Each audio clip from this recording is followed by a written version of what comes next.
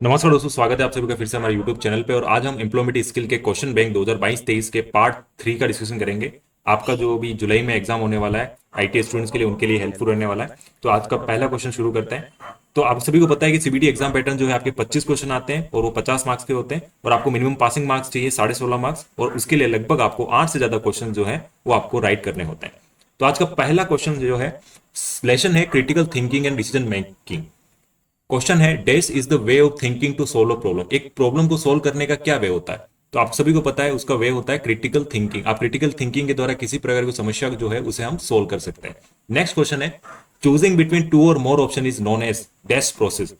दो और दो से ज्यादा के ऑप्शंस के बीच में आपको चूज करना है, तो वो प्रोसेस क्या कहलाता है? वो कहलाता है आपका डिसीजन मेकिंग।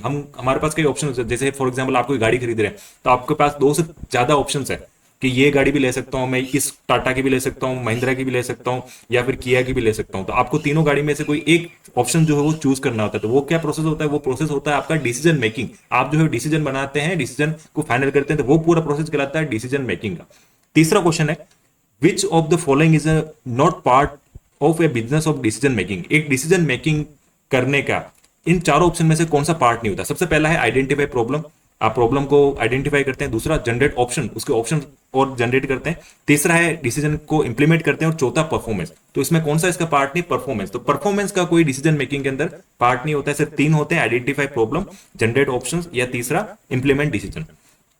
नेक्स्ट क्वेश्चन है, Manu thinks about a problem well before making any decision, this is an example of. Manu जो है वो कोई प्रॉब्लम जो है उसके ऊपर जो डिसीजन लेना है उससे पहले वो अपनी एक पूरी प्लानिंग करता है, थिंकिंग करता है। तो ये क्या कहलाती है? ये कहलाती है क्रिटिकल थिंकिंग। मतलब आपके पास कोई प्रॉब्लम है, आपने बिना सोचे उस पर एक्शन ले लिया, वो चीज नहीं। आपने उस प्रॉब्लम के बारे में पूरा अच्छे से मतलब एनालिसिस किया कि ये प्रॉब्लम क्यों है, इसके पीछे क्या रीजन है, तो वो आपका क्या कहलाएगा? क्रिटिकल थिंकिंग के अंदर आएगा। ठीक है, तो नेक्स्ट क्वेश्चन पे चलते हैं। Revati got a job offer out of her town, she decided to refuse the offer after listing the pros and cons, she follow dash process.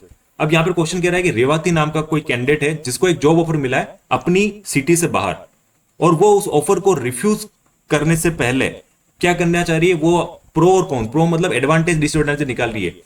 तो वो कौन सा प्रोसेस फॉलो कर रही है? जैसे कि फॉर एग्जांपल कोई कैंडिडेट है, आप उदयपुर में भी जॉब कर रहे हैं और आपको यहां से जयपुर की जॉब लग गई, तो आप उसके लिए क्या बनाते हैं? सबसे पहले लिस्ट बनाते हैं कि मैं उदयपुर में अभी जॉब जॉब कर रहा हूं, इसमें क्या पॉइंट है। तो एक पहला पॉइंट देखें, हाँ यहाँ पर सैलरी ये है और जयपुर में मुझे ये सैलरी मिलेगी।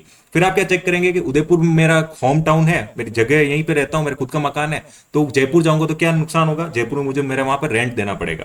तीसरा, आप देखेंगे कि जयपुर मुझे क्या है? फैमिली प्रॉब्लम, मतलब फैमिली से अलग रहना पड़ेगा, फैमिली मेरी यहाँ पे अकेले पड़ जाएगी। ये सारे कारण, बच्चे आपके छोटे हैं तो आप देखेंगे बच्चों को यहाँ से ट्रांसफर कराना पड़ेगा स्कूल में।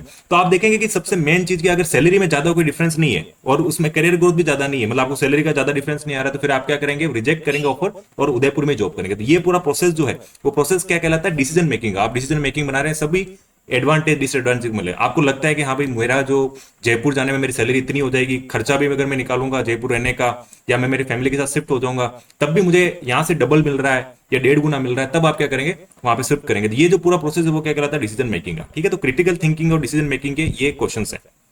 नेक्स्ट है आपका time management in the work place. एक ऑफिस के अंदर जो टाइम मैनेजमेंट है उसके क्या क्वेश्चन है?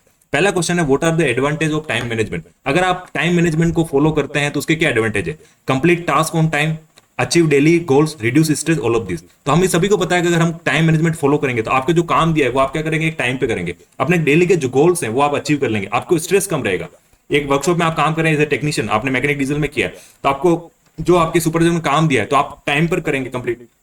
आपके जो डेली गोल्स है, माना कि आप किसी वर्कशॉप में काम करें और आपको बताया गया कि जो 5 गाड़ी आपको दिल्ली की रिपेयर करके निकालनी, तो आप वो डेली गोल कर पाएंगे। तो इन सबसे होगा क्या? आपका स्ट्रेस कम होगा। कारण क्या, अगर आपको 5 गाड़ी का टारगेट दिया, आपने 2 ही की, तो शाम को जो सुपरवाइजर वो आपको 2 बात बोलेगा कि भैया क्यों नहीं किया, तो आपका अल्टीमेटली क्या होगा? उससे आपको स्ट्रेस होगा। तो ये तीनों जो है आपके टाइम मैनेजमेंट से पूरे होते हैं।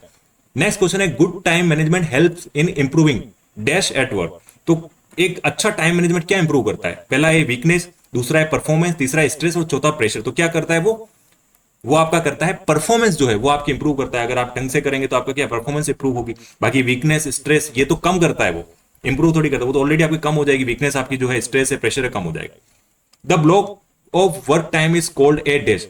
अगर आप किसी काम को कर रहे हैं उसमें क्या करते हैं कि आप उस टाइम का ब्लॉक कर देंगे। फॉर एग्जाम्पल आप ऑफिस में गए, आपको पता है कि मुझे ये 2 घंटे ये काम करना है, उसके बाद मैं दूसरा काम करूंगा, उसके बाद ये करूंगा, आपने टाइम को बांट दिया।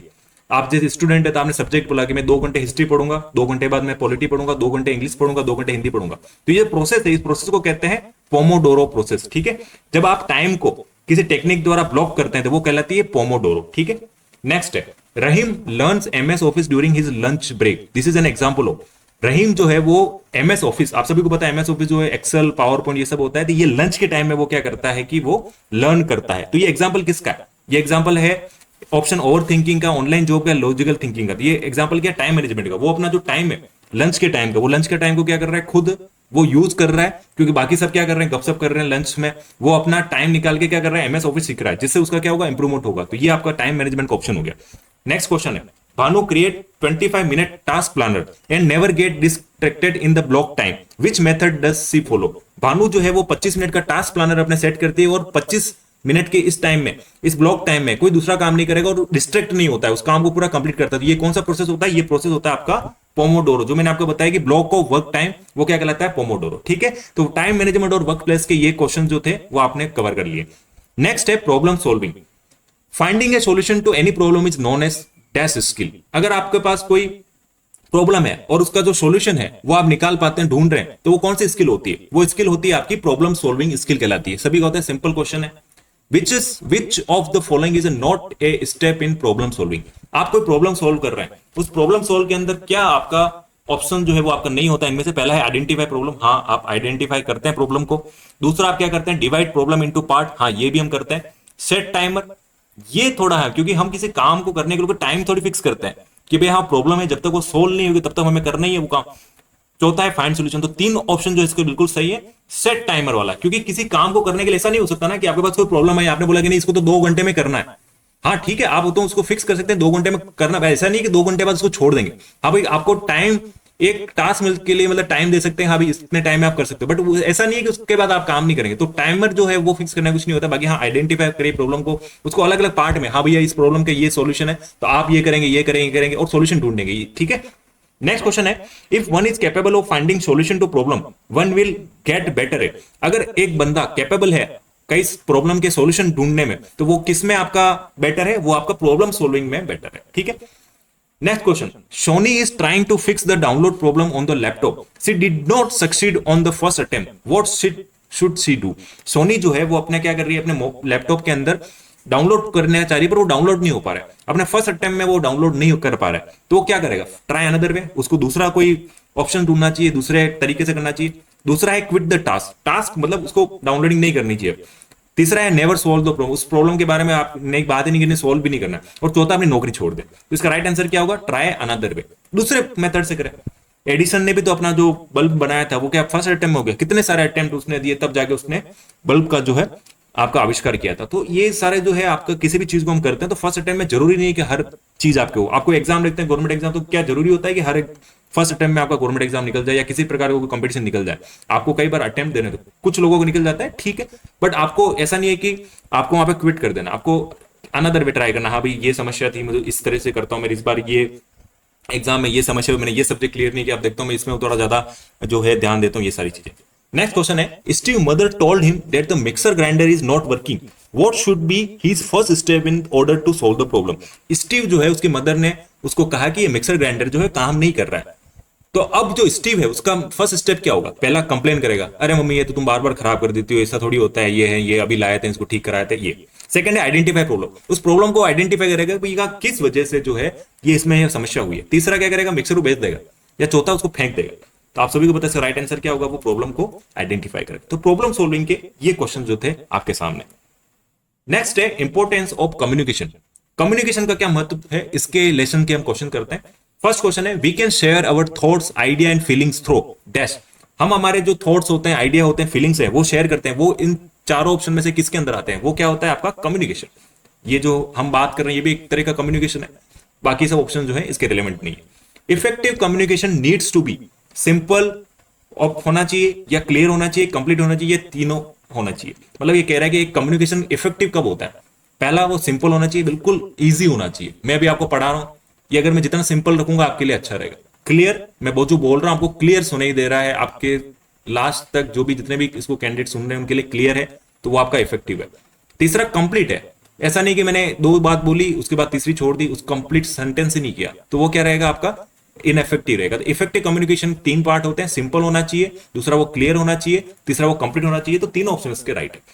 Next question, which among this is not a type of communication, इनमें से कौन सा आपका कम्युनिकेशन टाइप नहीं है? पहला है वर्बल, वर्बल जो आप और हम बात कर रहे हैं। नॉन वर्बल, नॉन वर्बल में क्या है कि आप हम पर बात नहीं करते हैं, वोकल जो कम्युनिकेशन नहीं, आप बोल नहीं पाते, पर आप इशारों से बात करते हैं, किसी साइन से आप बात करते हैं, तो वो नॉन वर्बल हो गया। विजुअल, आपको कोई दिखाया गया, आपको कुछ दिख रहा है, उससे आपका कम्युनिकेशन हो रहा है ना, तो वो आपका विजुअल हो गया। बट शोरो, दुख, किसी प्रकार का कोई कम्युनिकेशन नहीं है, ठीक है। तो ये आपका चौथा जो है शोरो, आपका टाइप ऑफ कम्युनिकेशन में नहीं आता है। Nitya wanted to discuss an issue with her teammate, what type of communication is it? अब यहाँ पे नित्या जो है अपना कोई इश्यू है, वो अपने टीममेट्स के साथ क्या करना चाहती है? डिस्कस करना चाहती है। तो ये किस टाइप का कम्युनिकेशन होगा? तो ये कौन सा होगा? ये आपका होगा वर्बल, क्योंकि रिटर्न कम्युनिकेशन नहीं होगा। वो क्या करना चाहती है? डिस्कस करना चाहती है। रिटर्न तब होता है कि जब वो सिर्फ बताना चाहती है, डिस्कस नहीं करना चाहती। हम मुझे समस्या है, किसी को लिखित में हम हमारे जैसे हम किसी ऑफिस में जाते हैं, हमारी कोई समस्या होती है, तो हम क्या करते हैं, जो भी हायर अथॉरिटी उसको एक एप्लीकेशन लिख के दे देते हैं। तो वो आपका क्या हुआ? आपने उसको बताई। डिस्कस मतलब क्या होता है? फ्रंट टू फ्रंट, आप डिस्ट्रिक्ट कलेक्टर के सामने गए, वहां पर आपने क्या किया? उससे सारी डिस्कस किया, सर मेरी ये समस्या है, उन्होंने बात की। तो ये टू वे कम्युनिकेशन जो है वो आपको डिस्कशन है, ये वर्बल कम्युनिकेशन। आपने सिंपल एप्लीकेशन लिख के दे दी, तो ये आपका क्या होगा? रिटर्न कम्युनिकेशन है, ठीक है। The way we sit, our facial expression and body language show that's communication. जैसा आप बैठते हैं, जैसा आपका फेशियल एक्सप्रेशन रहता है, जैसा आपका बॉडी लैंग्वेज, ये सारा कौन सा कम्युनिकेशन शो करता है? ये आपका करता है नॉन वर्बल, ठीक है। ये आपका नॉर्मल, क्योंकि यहां पर आप बोल नहीं रहे, आपके एक्सप्रेशन से बॉडी लैंग्वेज, तो ये भी एक तरह का क्या है? कम्युनिकेशन आपका कहलाता है, ठीक है। तो इंपॉर्टेंस ऑफ कम्युनिकेशन के ये क्वेश्चन। नेक्स्ट आपका है verbal communication speaking. Verbal communication is the use of, verbal communication किसका होता है? साइन, मतलब आप इशारे कर रहे हैं, वर्ड आप बोल रहे हैं, मैथ्स का या इमेजेस का, तो वो किसका होता है? सभी को पता है, वर्ड। हम यहां पर जो बोल रहे हैं ये आपका क्या हो रहा है? वर्बल कम्युनिकेशन है। Forms of verbal communication, written, speaking, both A and B, और लर्निंग। तो क्या रहेगा? रिटर्न और स्पीकिंग दोनों आपके किसके अंदर आते हैं? वर्बल कम्युनिकेशन के अंदर आते हैं। क्लियर कम्युनिकेशन लीड्स टू, अगर आपका क्लियर कम्युनिकेशन होगा तो क्या होगा? डिफरेंट वर्क, अलग वर्क हो जाएगा, काम उल्टा हो जाएगा, स्लो होगा या फास्टर होगा। तो क्या होगा? हम सभी को पता है, अगर क्लियर कम्युनिकेशन, मैंने आपको कहा कि आपको ये जो है पिछले वाले का पहला क्वेश्चन पढ़ के उसका जवाब जो है कमेंट बॉक्स में देना है, तो ये क्या है? क्लियर कम्युनिकेशन है। तो आप क्या करेंगे? उसी काम को सुना, फास्टर वर्क होगा। मैं आधा अधूरा कम्युनिकेशन करूंगा तो वो क्या रहेगा? आपका डिफरेंट हो सकता है। मैंने बोला दूसरा, आपने सुना तीसरा, और आपने तीसरे क्वेश्चन का आंसर जो है वो कमेंट बॉक्स में लिख दिया, तो ये क्या रहता है? सब आपके अपोजिट वर्क है, स्लो वर्क होगा। तो आपका राइट आंसर क्या है? अगर क्लियर कम्युनिकेशन कर रहे हैं तो उसका क्या रहेगा? फास्टर वर्क होगा। किसी भी तरह का कम्युनिकेशन आप करते हैं अपनी डेली लाइफ में, तो उससे क्या होगा? फास्टर वर्क होगा। किसी दुकान पे गए, वहां पे आपने कहा कि भैया 1 किलो आलू दे देना, तो आपने जो क्लियर कम्युनिकेट किया तो 1 किलो दे, बाकी वो जाएगा, क्या बोला आपने, आधा सुनने में नहीं आया। तो ये सब क्या होता है? इनकम्प्लीट जो कम्युनिकेशन के अंदर आता है। नेक्स्ट क्वेश्चन है, Sita is speaking to her customer to understand how to improve her business, what type of communication is this? Sita जो है अपने कस्टमर से जो बात कर रही है कि अपने मेरा बिजनेस जो है मैं कैसे इंप्रूव करूं, ये कम्युनिकेशन किस टाइप का है? तो ये आपका वर्बल कम्युनिकेशन, क्योंकि आपस में दोनों बात कर रहे हैं, ठीक है। तो ये आपका वर्बल कम्युनिकेशन हो गया। Raj and Tej talks to each other only on the phone, what type of communication is this? Raj और तेज जो है वो एक दूसरे से फोन पे बात करे, तो ये किस तरह कम्युनिकेशन होगा? ये आपका होगा वर्बल कम्युनिकेशन, है ना। फोन पे तो वर्बल ही होगी, बात ही होगी, ठीक है। तो ये आपका राज एंड तिलक जो है, तेज जो है, दो फोन पे बात करे, तो फोन पे कम्युनिकेशन वर्बल, बिना आवाज से तो बात कैसे फोन पे संभव है? आप कोई कर सकते हैं तो बता दीजिएगा। तो ये टोटल जो थे क्वेश्चन ईएस पार्ट 3 के अंदर थे। आप इनको एग्जाम में जाने से पहले एक बार जरूर देख लीजिएगा। आपके एग्जाम में ये इंग्लिश के साथ हिंदी में भी आएंगे, तो आप हिंदी में देख लीजिए। बट मैंने आपको क्वेश्चन जो समझा दिए, तो आपको इससे आसानी रहेगी। तो दोस्तों आज के वीडियो को करते हैं यही है। अगर आप चैनल पर नए हैं तो चैनल को सब्सक्राइब कर दीजिएगा, और ये वीडियो जो है अधिक से अधिक जो ITI स्टूडेंट्स हैं उन तक पहुंचेगा। हो सकता है आपके एक शेयर से कई लोगों का भला हो जाए। तो मिलते हैं जल्दी नए वीडियो के साथ। Till the time stay safe, stay healthy. जय हिंद।